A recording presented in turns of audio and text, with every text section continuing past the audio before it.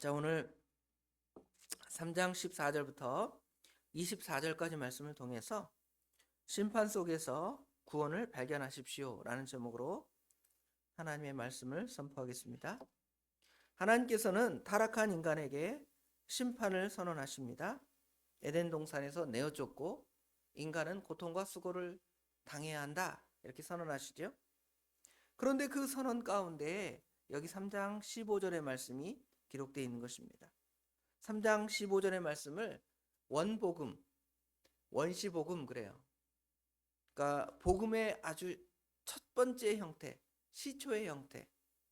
우리의 복음의 형태의 완성은 요한복음 3장 16절이죠.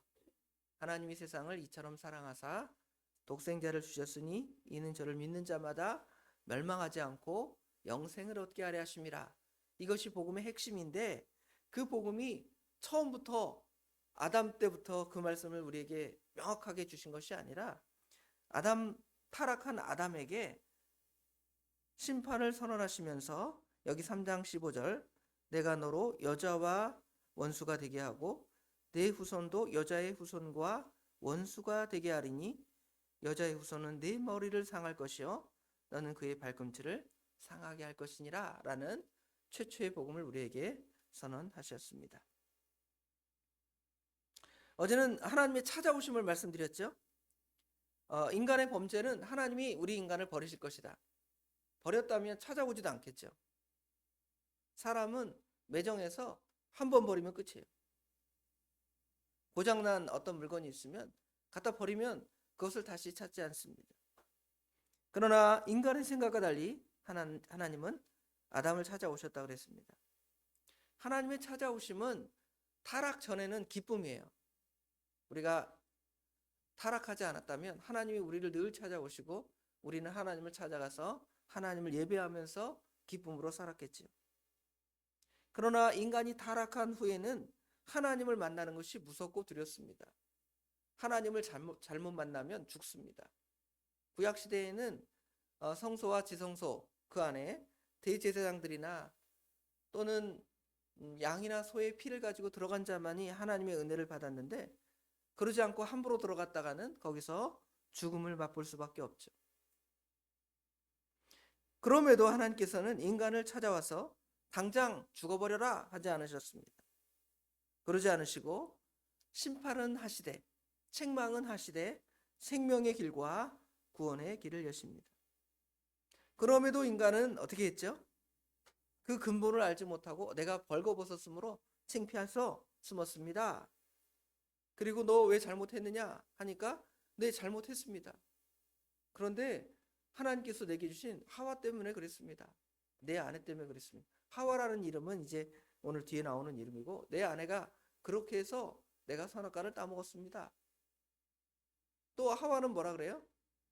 뱀이 나를 꿰어서 하나님이 만드신 뱀이 나를 꿰므로 내가 먹었습니다 하고 핑계를 대죠.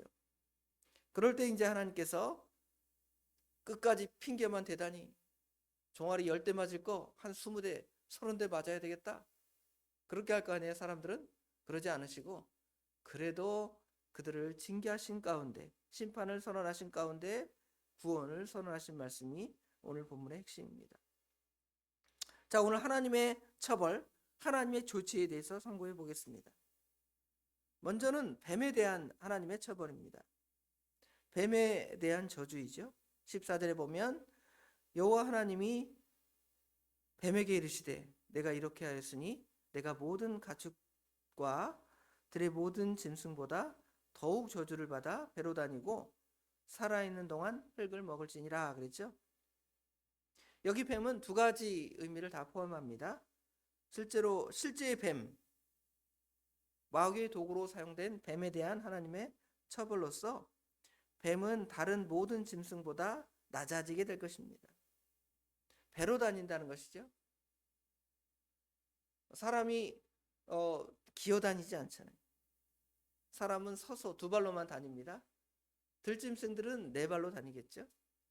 그런데 그보다 더 연약한 짐승들은 땅을 기어다니는 짐승이에요. 땅에 기는 것은 높은 하나님의 입장이나 서서 다니는 사람의 입장에서 볼 때는 낮아진 것이죠. 아주 낮아진 것. 그래서 누구를 굴복시킬 때에는 어떻게 해요? 그 대적들을 야, 내 발 앞에 무릎을 꿇어라. 내 앞에서 기어다녀라. 그러잖아요. 그만큼 하나님의 심판으로 말미암아 뱀이 낮아진 것입니다. 또 여기 뱀이 흙을 먹을지니라 그랬는데 뱀이 흙을 먹을까요? 뱀은 흙을 먹지 않습니다. 그런데 기어다니다 보면 여러 짐승들을 잡아 먹다 보면 흙이 묻은 짐승을 먹을 수가 있잖아요. 가장 흙이 많은 흙과 접해서 그렇게 연약해지고 낮아진 그러한 하나님의 심판을 받게 될 것을 우리에게 가르쳐 줍니다. 다른 한편으로는 뱀에 대한 심판이지만 여기 뱀에 대한 심판이 누구에 대한 심판으로 연결이 되어 있냐면 그 뱀을 조장한 사단에 대한 심판입니다. 내가 너 뱀으로 하여금 여자와 원수가 되게 하고 내 후손도 여자의 후손과 원수가 되게 하느니 그랬죠. 여기 15절에 나오는 너라는 것은 뱀을 말하기도 하지만 뱀을 조장한 사단을 말하기도 하죠.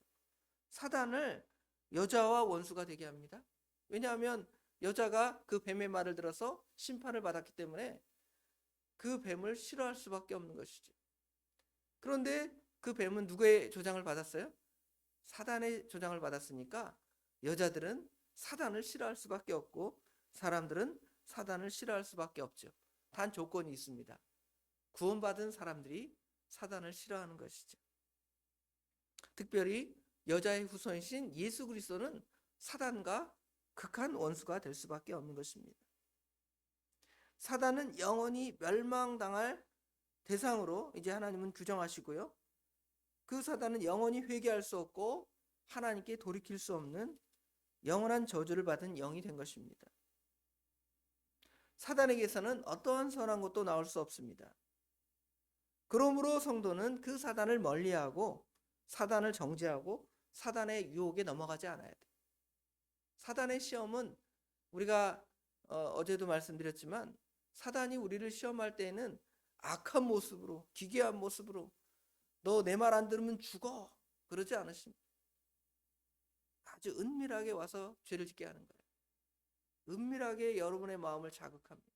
욕심을 내게 하고 여러분의 마음을 자극해서 시기하는 마음이 나오게 하고 미워하는 마음이 나오게 하고 그래서 그것이 큰 싸움이 되고 전쟁이 되고 아주 큰 악이 그 안에서 나오게 되는 것이죠. 그래서 우리는 사단을 따라가지 않고 사단을 분별해야 되는데 그 사단을 따라가면 영원한 저주를 받게 되고 영원한 멸망에 들어가게 될 것입니다. 그런데 그 가운데 하나님의 그 사랑의 조치가 그 안에 드러납니다. 놀라운 사실이죠. 여자가 이제 뱀을 싫어하고 여자의 후손도 뱀을 싫어한다는 겁니다. 물론 이것은 인간이 대대로 뱀을 잡아 죽이거나 뱀을 싫어한다, 뱀을 때려잡자 이건 아닙니다. 우리는 일반적으로 뱀을 싫어하고 뱀이 독이 있어서 징그럽다 하고 때려잡기도 하지만 어떤 사람들은 뱀을 숭상하는 사람이 있고요. 뱀을 귀하게 신성하게 여기는 그러한 사람도 있습니다. 여기 뱀을 싫어한다는 것은 뱀을 조장한 사단의 역사를 싫어하고 결국은 그 사단의 역사를 깨기 전에 뱀의 그 계획을 사단의 그 계획을 완전히 깨버리기 전에는 우리 인간이 구원을 받을 수가 없는 것이죠. 그래서 우리 예수님께서는 이 땅에 오셔서 여자의 후손은 이 땅에 오셔서 그의 머리를 상하게 할 것입니다. 우리가 머리를 상하게 한다라는 것은 머리는 뭐냐면 모든 것을 계획하고 모든 것을 주장하는 게 머리잖아요. 사람이 머리가 없다, 생각이 없다 그러면 참 무식하다 그러잖아요. 근데 그 사람이 다른 거 별로 못해도 그 사람 머리가 좋다, 뭔가 계획하고 뭔가를 실현하는 능력이 있다 하면 그 머리가 있을 거 아니에요. 그런데 사단의 머리는 얼마나 지혜롭겠습니까? 하나님 다음으로 사단은 머리가 좋아서 교만해서 결국은 하나님을 대적하게 된 것이죠. 그래서 하나님께서는 예수 그리스도를 통하여 그 뱀의 머리를 상하게 할 거라는 것입니다. 그런데 너는 그의 발꿈치, 예수 그리스도의 발꿈치를 상하게 할 거라는 것입니다. 발꿈치를 상하게 하는 것은 머리를 깨트리는 것보다, 여러분 머리를 깨면 뇌사가 되잖아요. 발꿈치를 상하게 하면 어떻게 되죠? 치료하면 되잖아요. 병원에 가서 어떻게 치료하든지 치료하고, 뭐 다리 없어도 사람은 생존할 수가 있습니다.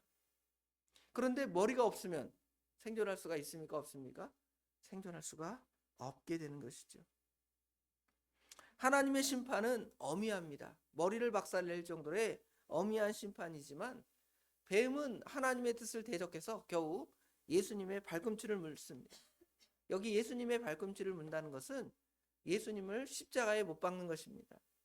하나님의 그 진노에 비하면 예수님을 대적하는 그것은 아주 작은 것입니다. 그럼에도 예수님의 발꿈치를 상하게 했던 예수님의 그 고통과 고난은 실로 말할 수가 없죠. 예수님이 우리를 대신하여 십자가에 달리시고 죽으신 것은 하나님이신, 신성을 가지신 하나님의 입장에서 볼 때는 아무것도 아닐 수 있지만, 예수님은 또 인성을 가지셔서 우리와 똑같은 고난과 고통, 그런 것들을 당하셨기 때문에, 예수님이 이 땅에 지금 오셨다면 지금 예수님 추우실 거예요. 예수님도 옷 두껍게 입으셔야 돼. 히터 틀고. 또 더웠다면 에어컨 틀어놓고 계셔야 돼. 예수님은 우리 인간을 위해서 그런 체유를 하셨는데, 그것은 심지어 이제 예수님도 죽음을 마지막에는 당하시잖아요. 예수님 죄 때문에가 아니라 우리 죄 때문에 죽음을 당하시는데, 그것은 인간이 당할 고통이지 하나님이 당할 고통은 아닙니다.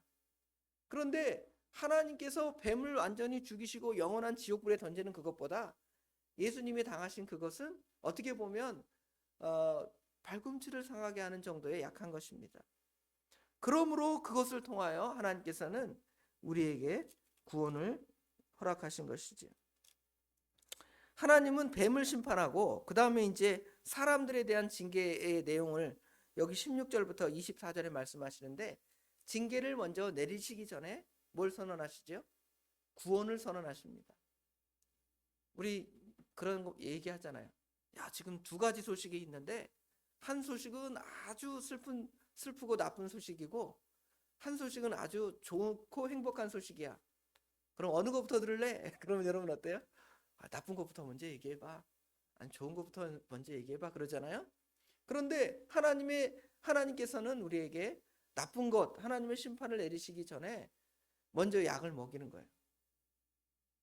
먼저 해독제를 먹이신 다음에 그 다음에 내가 너 심판을 지금 선언할 거야. 그런 것이죠. 해독제는 바로 예수 그리스도고, 예수 그리스도를 믿으면 구원받는다라고 해독제를 먼저 주시고, 그러나 너희들은 죄를 받았으니까 내 심판을 받아야 돼. 그 심판의 내용은 여기 16절부터 24절까지 계속됩니다. 심판의 그 가장 큰 핵심은 죽음이에요. 죽음. 하나님께서 너 선악을 알게 하는 나무를 따먹으면 죽을 거야. 정령 죽을 거야. 그렇게 선언하셨죠? 그런데 하나님께서는 정령 죽게 하지 않았습니다. 물론 정령 죽은 부분이 있습니다. 정령 죽은 것은 영이 죽은 것이고, 하나님과의 관계가 단절되어서 아담의 후손 모두는 태어날 때부터 하나님을 알지 못하는 상태로, 영적인 심판의 상태로 태어나게 되는 겁니다. 그것이 바로 즉각적인 죽음의 선언이시죠. 그러나 그 즉각적인 영적인 영원한 죽음을 선언하시기 전에 육체의 죽음을 유예하십니다. 아담에게는 한 900세를 유예하시고, 우리 인간들에게는 태어나서 한 70세, 80세, 90세까지 어떻게 해요? 유예하십니다. 그 죽음을 유예하는 그 기간 동안에 하나님께서는 여러분이 사는 그 모든 인생살이 동안에 복을 다 누리게 하는 것이 아니라, 여러분 인생살이가 성경에 보면 고통의 삶과 같다 그랬잖아요. 인생의 그 수고, 인생의 고통. 모세는 시편 90편에 그렇게 말하잖아요. 사람이 70이요 강건하면 80이라도 그 인생은 다 수고와 슬픔뿐이다. 수고잖아요. 오늘도 이 새벽에 얼마나 수고하셨습니까? 물론 하나님을 만나는 기쁨이 있지만 육체적인 것은 고통이잖아요. 집에서 따뜻하게 히터 틀어놓고 아니면 온돌 틀어놓고 따뜻하게 누워 있으면 좋겠는데 일어나서 걸어오는데 한 10분, 20분 교회 왔더니 교회는 뭐 후끈후끈한 게 아니에요. 여전히 썰렁합니다. 그렇죠? 고통입니다. 다 고통이에요. 하나님의 영원한 심판 전에 우리 인간은 다 누릴 수 있는 것이 잠시의 기쁨이 그 안에 있기도 합니다. 인간의 즐거움이 조금 있지만 그 고통의 양이 많냐 아니면 기쁨의 양이 많은가? 여러분 생각해 보세요. 기쁜 일을 전부 모아놓는 시간 아니면 고통당하고 여러분 좀 괴로운 그 시간 쫙 더해보면 어떤 시간이 더 많을 것 같아요? 괴로운 시간이 훨씬 더 많을 것입니다. 그럼에도 그 괴로운 시간을 하나님께서 다 이기게 할 수 있는 것은 하나님께서 원시복음 예수 그리스도에 대한 생명의 말씀을 우리에게 주셨기 때문에 그것은 우리가 당하는 모든 고통들을 다 넉넉히 이기고 더 남게 하시는 것입니다. 그래서 이제 인간의 그 죽음에 이르기 전까지 영원한 하나님의 심판 전, 물론 예수를 믿으면 그 심판은 면제받겠죠. 영원한 심판은 면제받았지만 우리 인간은 다 육체의 죽음에 다 이르게 되는 것입니다. 거기 이르기 전까지 고통을 당하는데요. 그 고통이 지금 아담에게 또 여자에게 지금 선언됩니다. 여자에게 선포된 고통은 16절에 보니까 내가 내게 임신하는 고통을 크게 더하리니, 모르겠습니다. 다른 그 동물들이 산고가 있는지 없는지는 모르겠습니다.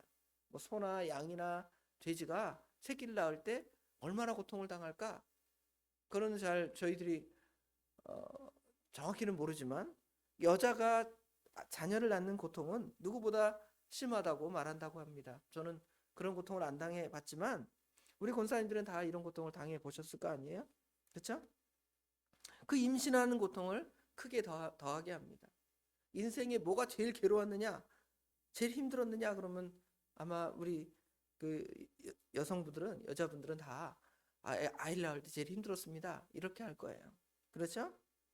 그 다음에 내가 수고하고 자식을 낳을 뿐만 아니라 너는 남편을 원하고 남편은 너를 다스릴 것이니라.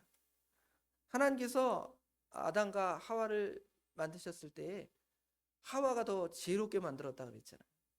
아담은 그냥 부인의 말을 따르는 남자예요. 그렇죠? 그런데 하나님께서는 오히려 너는, 여자는 남편을 원하고 남편은 너를 다스릴 것이니라. 남편을 머리로 두게 하시는 징계를 여자에게 행하신 것이죠. 남편은 또 어떻습니까? 아담에게 이르시되 네가 내 아내의 말을 듣고 내가 먹지 말라 한 나무의 열매를 먹었은즉. 하나님의 말씀은 아담이 먼저 들었잖아요. 하와가 먼저 들은 게 아니라 아담에게 먼저 하셨습니다. 그런데 그 아담이 누구의 말을 먼저 들어요? 하나님의 말씀보다 아내의 말을 먼저 들었으므로 징계로 이제 열매를 먹을 때에는 내가 수고하여, 평생 수고하여 그 소산을 먹으리라. 일이 고통이 된 거예요. 사실은 일은 하나님의 은혜입니다. 사람이 일하지 않고 계속 있다, 얼마나 답답해요. 직장이 없다, 24시간 또 365일 집에서 누워있는다, 아무 일도 안 한다. 편할 것 같지만 사실은 고통입니다. 그런데 우리 인간은 어떻게 할 수밖에 없는 거예요? 계속 일할 수밖에 없는, 기계처럼 일할 수밖에 없는 그러한 존재가 된 것이죠. 그래서 그것이 수고가 되는 것입니다. 그리고 땅이 전에는 열매를 풍성히 맺어줬는데 이제는 땅이 가시덤불과 엉겅퀴를 낼 것인지, 밭에 농사를 짓고 추수할 것을 거두기 전에 여름 내내 우리가 심어놓은 그 귀한 곡식들은 잘 안 자랍니다. 그런데 아무렇게나 놓아둔 풀, 잡초, 가시, 엉겅퀴들은 어때요? 그냥 막 자라는 거예요. 그렇죠? 그래서 우리가 우리의 곡식을 먹으려면 그 엉겅퀴, 가시덤불을 다 어떻게 해요? 풀을, 잡초를 다 뽑아내야 우리가 먹을 배추나 뭐 또 뭐가 있을까요? 뭐 무나, 그렇죠? 이런 것들은 보호될 거 아니에요? 그런 수고를 우리 인간이 해야 할 것을 우리에게 선언하는 것이죠. 여자에게는 상고를, 남자에게는 육체의 고통을 말씀하셨습니다. 여기 안에 우리 인간의 고통의 답이 있는 거예요. 우리 인간이 고통을 당하는가? 하나님 말씀을 불순종함으로 말미암아 그런 고통을 당하게 하십니다. 그런 고통 후에 하나님께서는 영원한 심판을 얘기하시죠. 영원한 심판은 결국 에덴 동산에서 쫓겨나고 생명나무에 접촉하지 못하는 거예요. 그게 하나님의 영원한 심판입니다. 그런데 하나님께서는 그 영원한 심판 전에 아까 복음을 주셨죠. 원시 복음을 주셨죠. 또 여자에게는 하와라는 이름을 주셨습니다. 산자의 어미. 나중에는 그 산자, 영원하신 예수 그리스도의 어머니가 되는 거죠. 예수님의 어머니 쭉 올라가면 누가 돼요? 하와가 되겠죠. 영원한 우리의 할머니 하와가 된 겁니다. 하와에게는 그리스도를 주신 것이고요. 그 다음에 아담에게는 무엇을 입히시냐면 21절에 보니까 가죽옷을 지어 입혀요. 가죽옷의 뜻은 짐승의 가죽옷을 입으려면 짐승이 희생해야 됩니다. 그것을 우리에게 입혀주셔서 우리로 하여금 따뜻하게 우리가 생존할 수 있는 옷을 주셨는데 예수 그리스도의 희생으로 우리가 영원한 구원을 얻게 된 것이죠. 자, 오늘 하나님께서 우리를 구원하시는 그 구원의 길을 심판 가운데 열어두셨다고 제목에 말씀드렸습니다. 심판 속에서 구원. 우리가 이것을 깨닫고 우리가 비록 이 세상 살이가 고통스럽고 고난스럽지만 우리의 삶이 영원한 하나님의 나라에 있고 하나님께 생명이 있는 줄 알고 그것을 소망하면서 우리의 당하는 모든 것들을 믿음 안에서 넉넉히 이겨나가는 저와 우리 예수사랑교회 성도님들이 되시길 주님의 이름으로 축원합니다. 기도하겠습니다. 아버지 하나님 감사합니다. 추운 밤을 지내게 하시고 또 그 추위를 이겨 하나님께 나오게 하신 아버지 하나님 감사합니다. 이러한 고통이 아닌 것은 이러한 연단을 통하여 하나님께서 우리에게 주실 영원한 세계 천국이 있음을 알게 하신 것 감사합니다. 이러한 고통은 사실은 인간이 범죄한 때문인데 범죄한 인간에게 영원한 심판, 영원한 저주, 영원한 죽음으로 끝나는 것이 아니라 우리에게 예수 그리스도를 주셔서 영원한 생명을 얻게 하신 거 감사합니다. 이 추위 또한 영원하지 않음을 압니다. 우리 하나님께서 우리에게 따뜻한 봄날도 예비하셨고 시원한 여름날도 예비하셨고 뜨거운 태양의 날도 예비하셨지만 이 모든 것이 고통이 아니라 하나님의 우리에게 주신 누릴 것으로 생각하고 잘 누릴 줄 아는 저희들이 될 수 있도록 우리 하나님 도와주시옵소서. 그러나 육체가 건강해야 이것도 잘 누릴 수가 있습니다. 하나님 우리 성도님들 이 추위에 건강 지켜주셔서 감기 들지 아니하도록 튼튼한 몸을 주시고 특별히 우리 기도대원들에게는 더 튼튼한 몸과 건강을 주셔서 하나님께 나올 때 지장받지 않도록 우리 하나님 도와주시옵소서. 기도 제목들이 있습니다. 가정에 대한 제목, 남편과 자녀들에 대한, 아내에 대한 기도 제목들이 있고 또 사회와 또 국가와 민족을 위한 아버지 하나님 우리의 기도 제목이 있고 특별히 하나님의 교회, 예수사랑교회, 진리를 세워나가는 교회를 위한 기도 제목들이 우리 성도들의 각각의 마음에 있습니다. 우리 하나님 기도를 들어주셔서 응답하여 주시고 하나님의 선한 뜻이 우리 주변의 모든 기관들을 통하여 나타날 수 있도록 도와주시되 특별히 하나님의 복음이 선언되는 하나님의 교회가 흥왕할 수 있도록 다시금 흥왕할 수 있도록 우리 하나님 역사하여 주시옵소서. 이 일을 위해 부족한 자 저를 세우셨사오니 하나님께서 붙들어 주셔서 하나님의 사역, 말씀 선포의 사역, 전도하는 일, 또 성도를 돌보는 일을 잘 감당할 수 있도록 지혜와 능력과 모든 것을 더하여 주시옵소서. 오늘 하루 또 하나님을 위해 하나님의 나라를 위해서 무슨 일을 할까를 고민하며 이 세상 살아갈 때에 그리스도의 빛과 소금의 역할을 잘 감당해 나가는 우리 모든 성도님들 될 수 있도록 우리 하나님 도와주시옵소서. 모든 것 주님께 맡깁니다.